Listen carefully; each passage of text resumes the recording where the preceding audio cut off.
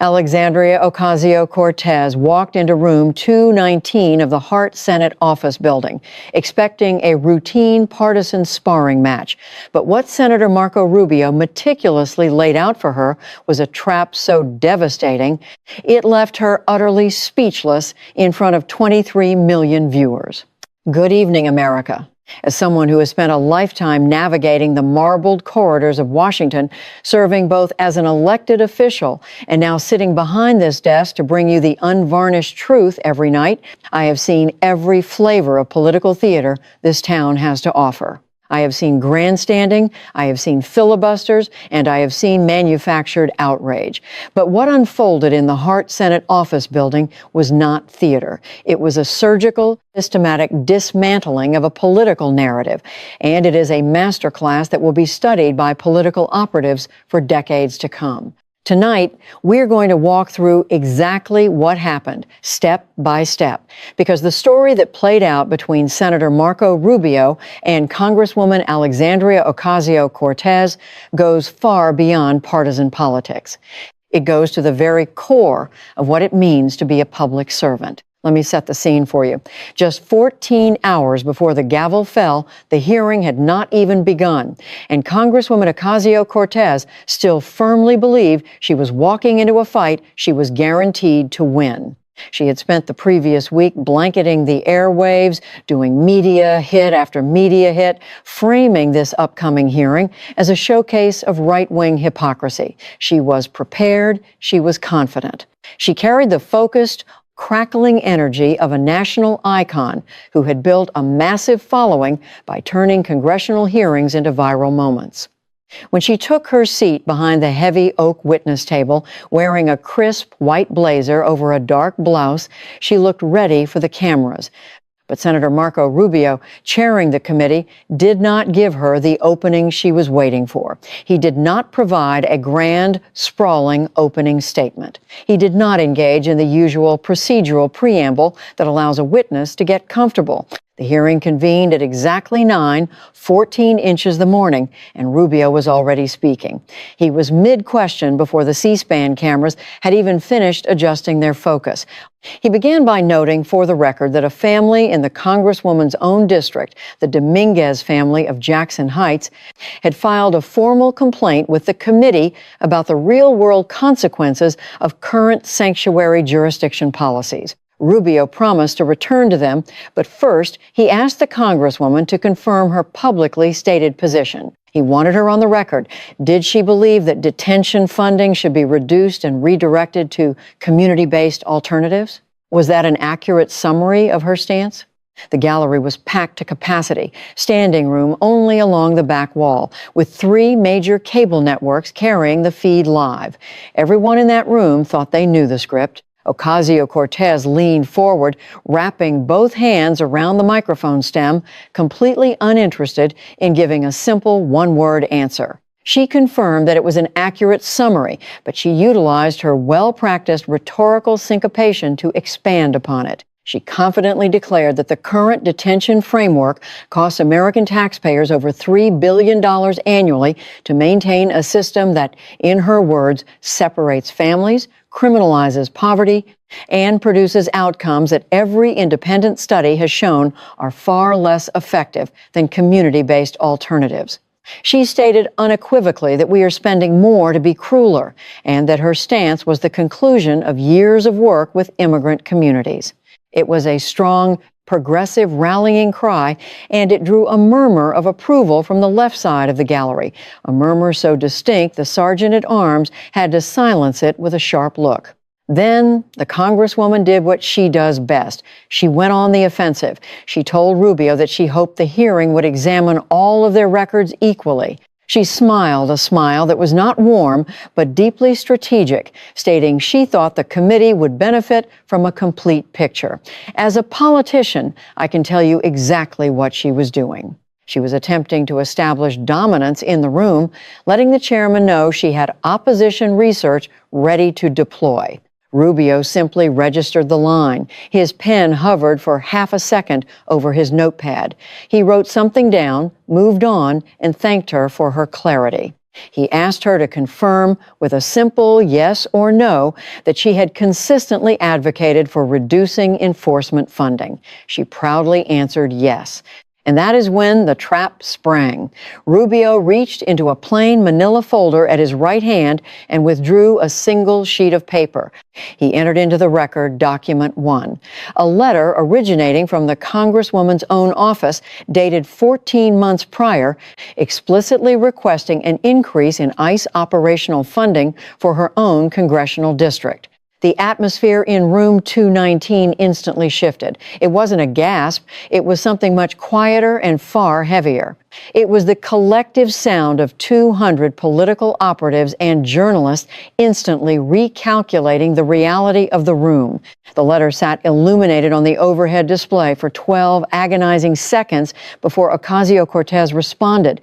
In those 12 seconds, the press row erupted into a flurry of silent, frantic typing. 2 rows behind the congresswoman, her own chief of staff stopped mid-sip of his coffee and slowly lowered the cup to the table without ever breaking eye contact with the display. To her credit, Ocasio-Cortez did not panic. She has faced hostile committee chairs before, and she knows how to reframe a damaging narrative. Her delivery was precise and practiced.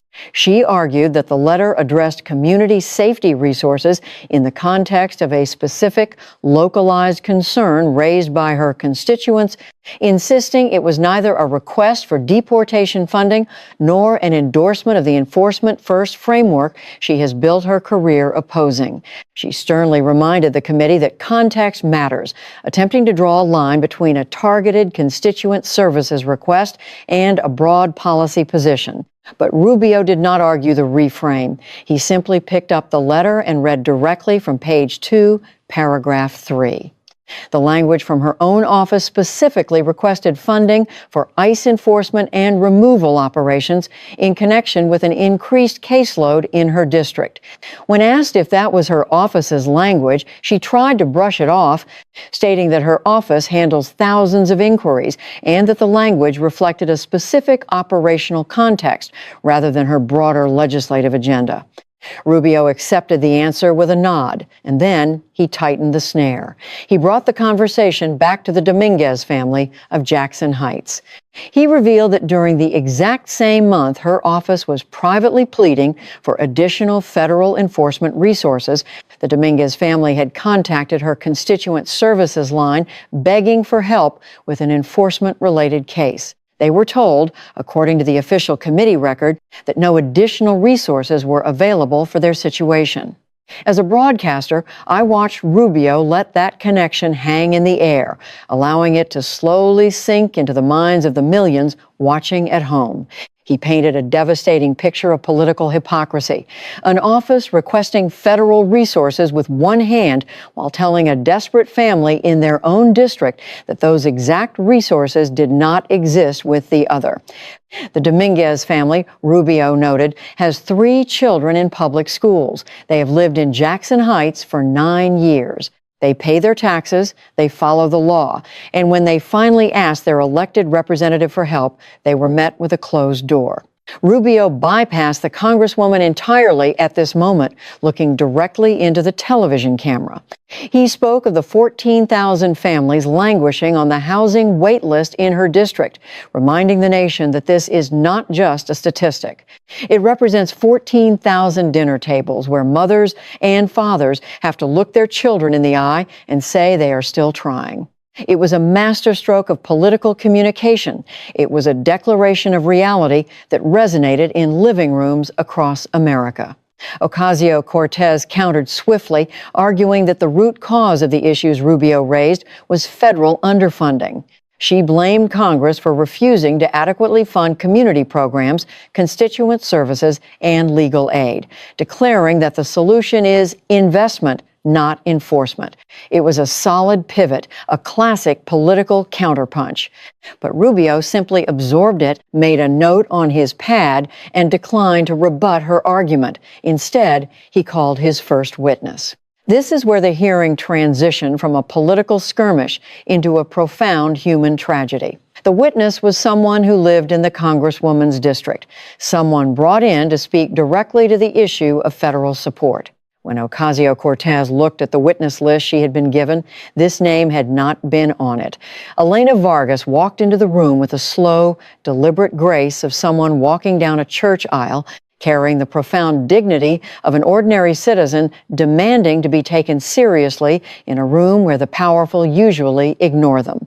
She was 61 years old. She wore a neatly ironed navy blue dress and a small gold cross that caught the glare of the Capitol lights. Her hands trembled slightly as she adjusted the microphone, finally steadying them by pressing her palms flat against the heavy oak table. Before she even uttered a single word, the gallery fell into a reverent silence. Senator Rubio introduced her. Elena Vargas, owner of La Cocina de Elena, a Dominican restaurant on Southern Boulevard in the Bronx, in business for 22 years.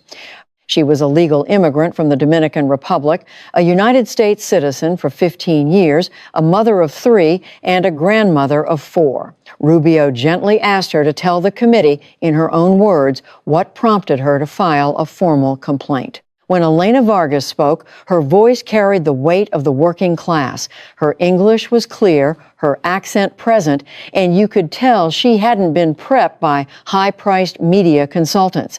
She had practiced this speech at her kitchen table at 2 in the morning. She spoke of her deep love for her neighborhood, a place where she raised her children and built her livelihood. She described opening her restaurant every morning at 5:30, pouring coffee for the exact same people who had patronized her business for 2 decades. She knew their names, she knew their children. She knew who was sick, who was out of work, and who needed a hot meal on credit. But then, her tone shifted to one of profound sorrow. She explained how her beloved community had changed over the last 3 years in ways that deeply hurt the people who had built it. She painted a heartbreaking picture of a broken system. She spoke of her employees' children sitting in overcrowded classrooms with 42 students to a single teacher, resulting in a 3rd grader who couldn't read at grade level. She described the harrowing experience of her cook's wife, who sat in the emergency room at Lincoln Hospital with severe chest pains for 11 excruciating hours in a plastic chair. And then she spoke of her cousin, Rosario. Rosario had waited 9 long years to come to the United States legally. 9 years of drowning in paperwork, paying exorbitant fees, and following every single rule this nation asked her to follow. Vargas described the bitter pill Rosario had to swallow, watching individuals cross the border with no papers, bypassing the process entirely, and instantly receiving the taxpayer-funded services that she had been told she had to painstakingly earn. Vargas looked around the room, her voice steady and resolute, declaring that she is not anti-immigrant because she is an immigrant herself. She was simply a citizen asking why the rules apply to some, but not to others. Then came the moment that shattered the Congresswoman's carefully crafted narrative. Vargas revealed that she had proudly voted for Alexandria Ocasio-Cortez twice. She had believed the soaring campaign rhetoric. She had believed the promises that the Congresswoman would fight for working families like hers. So when she needed help, she called her representative's office. She called 11 times over 2 years. She even offered to show the committee the call log on her cellular phone. Sensing the devastating emotional impact of this testimony, Ocasio-Cortez tried to deploy her trademark empathy. She leaned forward, her voice suddenly warm and personal, projecting across the room. She addressed the witness by her first name, telling Elena that she heard her, that her experience mattered, and that they shared a community and a heritage. It was the exact type of soundbite designed to go viral on social media as a moment of profound progressive compassion. But Elena Vargas did not want a soundbite. She looked at the Congresswoman not with blazing anger, but with something infinitely worse, a bone-deep, exhausted disappointment. Vargas looked right through the political facade and said, "Congresswoman, you hear me today because there are cameras. I have called your office 11 times. As a political analyst, I cannot overstate the impact of that sentence. The room absorbed those words the way parched earth absorbs a flash flood. It was total, uncompromising devastation." Rubio, never breaking his measured pace, asked Vargas what happened after her 8th phone call. Vargas explained that a young man in the congresswoman's office finally answered, only to tell her they could not help her. Instead, he instructed her to contact an organization called the Pueblo Adelante Community Alliance. When Vargas reached out to them, they also refused to help, offering only to connect her with other ancillary services. Vargas had replied, "I don't need other services. I need my congresswoman to answer the phone." Then came the kill shot.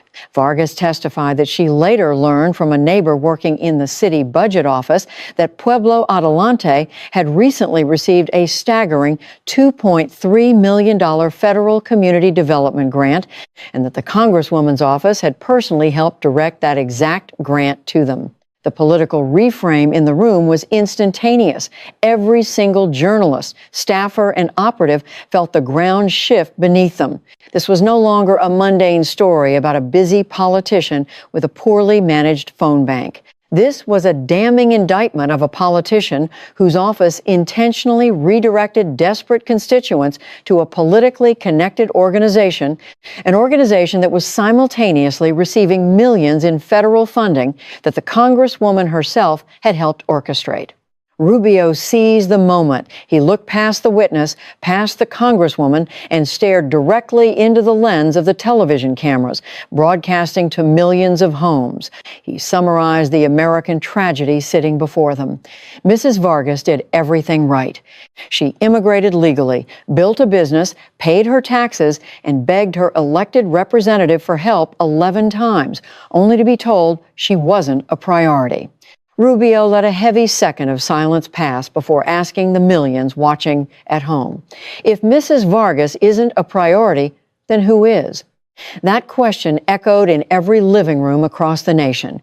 It resonated with every taxpayer who has ever been put on hold by a government bureaucracy, every senior citizen who has ever been told to take a number, every hard-working American who feels entirely forgotten by the political elite. Behind the congresswoman, her senior aides were frantically texting, recognizing the catastrophic damage unfolding on live television. Ocasio-Cortez, however, is a fighter. She realized she had no direct answer for Vargas's testimony because the truth would require admitting to gross negligence.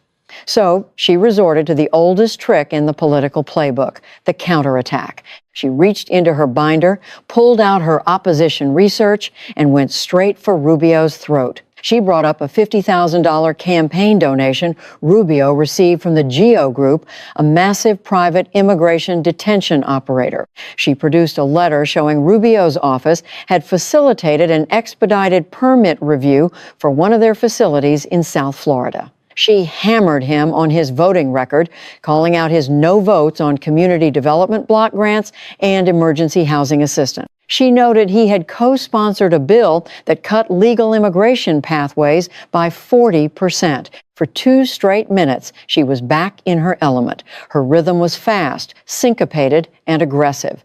She was building the exact persona that had made her a darling of the progressive movement. The energy in the room was electric, and you could feel the momentum threatening to shift. When she finally finished her tirade, Rubio did something extraordinary.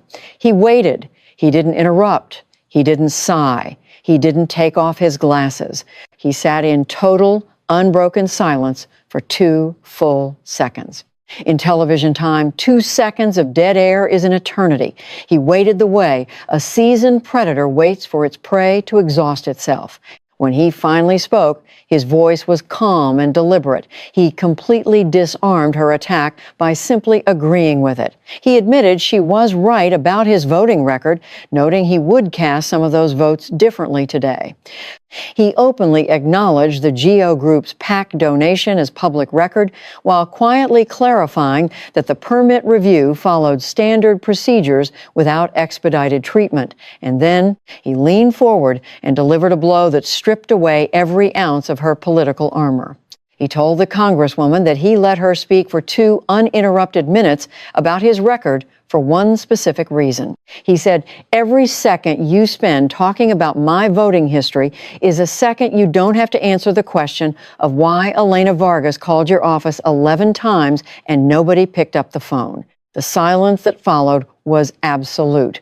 The gallery didn't split into partisan camps. The entire room went dead quiet because they recognized the genius of what had just occurred. Ocasio-Cortez's furious counterattack had been exposed not as a show of strength, but as a desperate act of evasion. Rubio noted that his own immigrant parents had called their congressman exactly once, and someone had answered. He distilled the entire complex hearing down to one fundamental truth. It was just about answering the phone for the people who elected you. Before the congresswoman could even attempt to recover, Rubio moved to his next piece of evidence.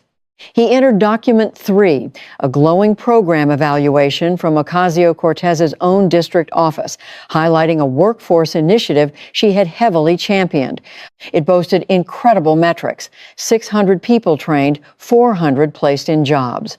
The congresswoman looked momentarily confused, suspicious as to why a political adversary would introduce evidence of her greatest local triumph. She cautiously confirmed that the Bronx Workforce Pathways Initiative was indeed one of her office's most successful programs, and that she was deeply proud of it. Rubio agreed that she should be proud. Then, with the clinical precision of a prosecuting attorney, he asked how the community partnership component of that specific program was funded. Ocasio-Cortez, caught off guard, whispered furiously with her aide, who frantically flipped through the report's appendix. The horrible truth was sitting right there in black and white. The highly publicized community partnership had been funded by quietly reallocating money away from the office's constituent services budget. Let me explain exactly what that means to you at home. It means the very budget designed to pay the salaries of the staff members whose sole job is to answer the phones and help citizens navigate federal bureaucracy had been slashed. Ocasio-Cortez's grand political success story, the program that generated fawning headlines, glowing press releases, and prime campaign talking points, had been financed by defunding the exact people who were supposed to serve women like Elena Vargas. The congresswoman hadn't made a choice between a good policy and a bad policy. She had made a cold, calculated choice between the highly visible and the entirely invisible. She chose the 400 job placements that would look fantastic in a campaign newsletter over the thousands of desperate, unanswered phone calls from ordinary citizens whose misery would never make the evening news. Rubio didn't yell. He didn't grandstand. He just asked a devastatingly simple question. Out of the 400 people placed in jobs through this reallocated funding, how many were also constituents who had pending, unresolved case files with her office? Ocasio-Cortez, her voice faltering, claimed she would need to review the specific data. Rubio mercilessly moved on, tightening the vice. He brought up the Congressional Budget Office's fiscal analysis of her signature immigration framework. After forcing her to validate the CBO's methodology, he asked a basic question of governance. Which specific existing programs in her district would she cut to fund the massive cost of her proposal? When she tried to deflect by naming non-existent future revenue sources like corporate minimum tax adjustments, Rubio cut her off. He reminded her that there are 14,000 real families sitting on a housing wait list today, right now, who need answers based in current reality, not hypothetical future tax reforms. To drive the point home, he read from another constituent letter, Maria Chen of Queens, a legal immigrant from Taiwan who waited 7 years for United States citizenship. A woman who attended every appointment, filed every form, passed every test, and paid every fee without a single complaint. When Maria Chen finally contacted the Congresswoman's office for help with a bureaucratic delay that was extending her wait by nearly a year, the office responded in writing. Rubio read the official response into the congressional record. This matter is not a current priority for the Congresswoman's office at this time. 7 words of bureaucratic dismissal for a woman who gave 7 years of her life trying to become an American the right way. Rubio introduced the accompanying spreadsheet, Document 4, detailing 18 months of the office's constituent response data. The data proved that immigration-related inquiries received the lowest response rate of any category handled by her staff. Lower than housing, lower than health care, lower than minor noise complaints. It wasn't an oversight. It was a structural, deliberate choice. Ocasio-Cortez tried to argue that the numbers lacked context, but as she spoke, something unprecedented happened. Her voice broke, her rhythm stuttered. For half a second, her eyes dropped to the damning paperwork in front of her. It was a microscopic crack in her armor, but under the blinding lights of a Senate hearing, 23 million people saw the machine falter. Rubio announced a 5-minute recess, adding almost as an afterthought that he had only one final question remaining when they returned. During those 5 minutes, the Capitol was in chaos. Aides were panicking in the marble hallways. But the real story was happening in living rooms across the country. In Columbus, Ohio, a retired teacher named Diane Mercer, who hadn't missed a major congressional broadcast since the Watergate hearings, watched intently.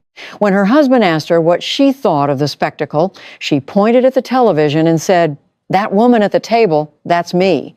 I've been calling for 3 years and nobody picks up." This hearing had tapped into a vein of deep national frustration with a broken political class.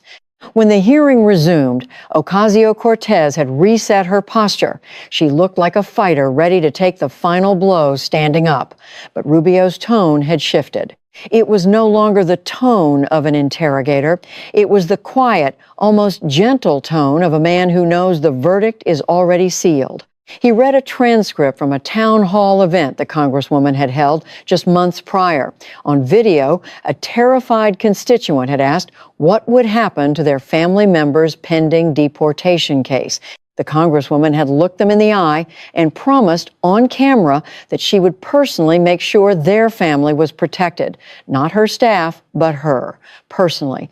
Rubio looked up from the transcript and asked what specific steps she took to intervene. When she attempted to dodge the question by claiming she needed to review the case file, Rubio revealed that he already had the file.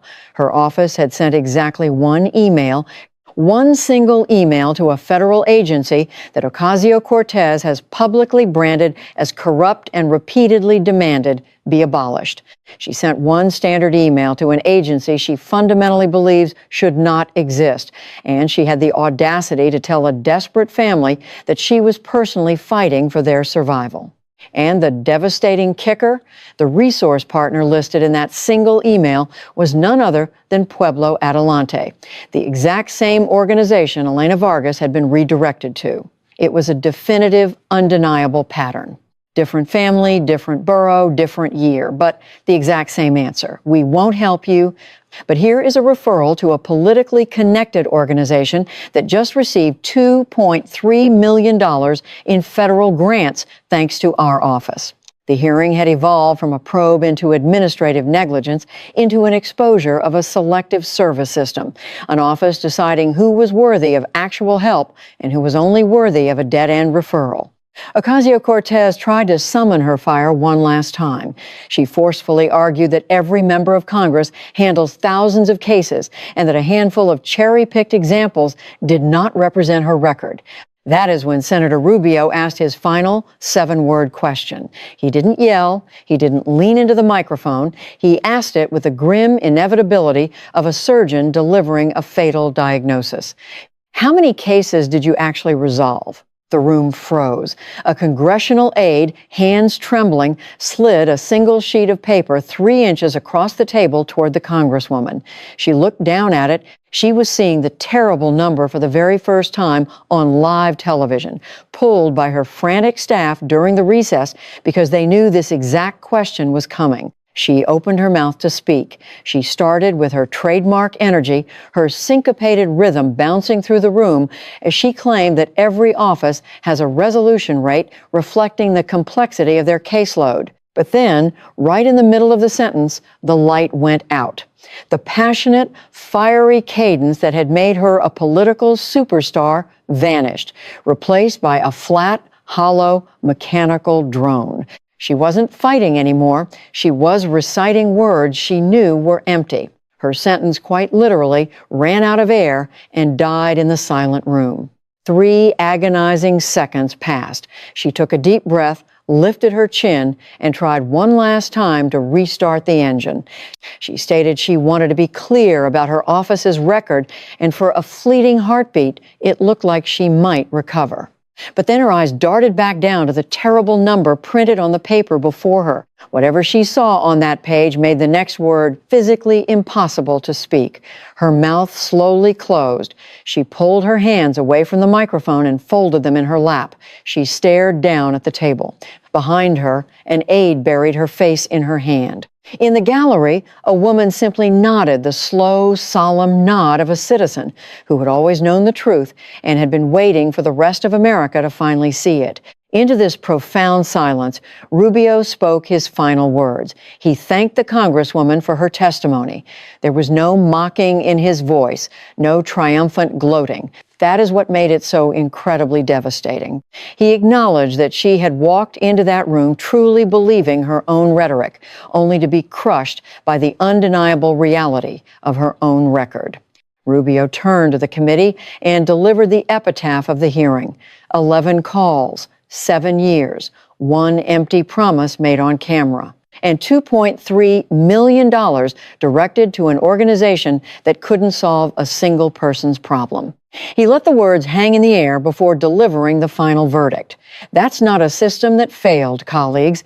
That is a system working exactly as it was designed.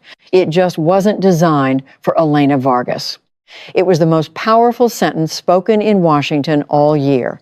Rubio didn't just ask for a review. He demanded formal requests for constituent response data from every member who co-sponsored her legislation and a full committee review into the grant allocation process for Pueblo Adelante. By nightfall, the political landscape had fundamentally shifted. The viral clip wasn't Rubio's masterful questioning or the congresswoman's stumbles. The clip that garnered 11 million views before midnight was Elena Vargas, a working-class immigrant, looking into the camera and saying, "I called 11 times." The fallout was absolute. Alexandria Ocasio-Cortez, a politician whose entire brand was built on omnipresence, vanished.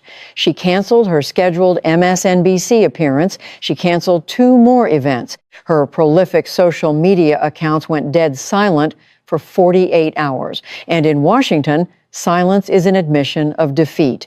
Soon, the allies began to scatter. Progressive commentators started demanding she answer for the Pueblo Adelante grants. Within 3 days, 3 co-sponsors quietly scrubbed their names from her legislation. When a reporter finally caught up with Marco Rubio in a Capitol hallway and asked for his thoughts, he didn't even break his stride. 11 calls, 2 answers, and $2.3 million for an organization that didn't help 1 person. If that's not corruption, it's at the very least a betrayal of every person who voted for her. As for Pueblo Adelante, they issued a panicked boilerplate statement welcoming a review, unaware that the committee's ranking member had already subpoenaed their complete financial records. Washington is now waiting to see exactly where that $2.3 million went. But the real ending to this story didn't happen in a Senate committee room or on a cable news panel. It happened the next morning in the Bronx at La Cocina de Elena. A regular customer walked in, ordered his coffee, and asked Elena Vargas if she had seen herself on the television. She nodded. He asked her what she was going to do now. Elena Vargas wiped down her counter, looked up at the small TV mounted above the cash register, and said, "I'm going to call again." And this time, someone might answer. That is the reality of our political system, folks. The hearing may be over, but the investigation into who this government actually serves is just beginning. Stay tuned.